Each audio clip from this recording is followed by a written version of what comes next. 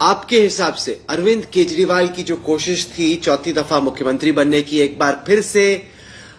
दिल्ली में जीत दर्ज करने की, क्या वजह रही आपके हिसाब से कि अरविंद केजरीवाल की आम आदमी पार्टी, जिसने इतने साल तक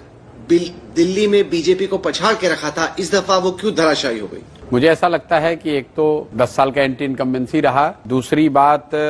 केजरीवाल जी का खुद से मुख्यमंत्री न होना, मेरी समझ से वो एक बड़ी गलती आम आदमी पार्टी ने करी।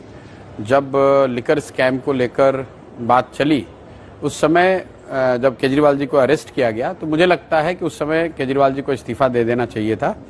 और अगर उन्होंने उस समय इस्तीफा नहीं दिया तो फिर जेल से बाहर निकलने के बाद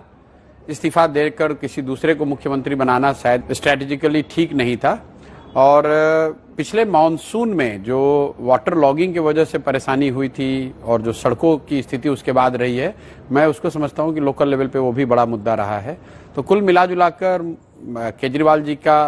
जो पिछले 1-1.5 साल में पॉलिटिकल जो स्टांस उनके रहे हैं, इंडिया गठबंधन में जाना और फिर उससे एक तरह से निकल जाना, दूसरा जब आप पर लीगल केस हुए तो आपने इस्तीफा नहीं दिया, जेल गए तब भी इस्तीफा नहीं दिया, फिर वापस आकर इस्तीफा दे दिया तो मुख्यमंत्री भी नहीं रहे,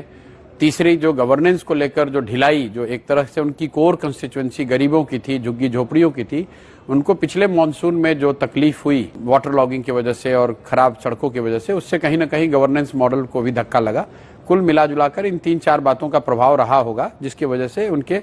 मुझे लगता है कि 8-9% वोट शेयर कम हुआ है।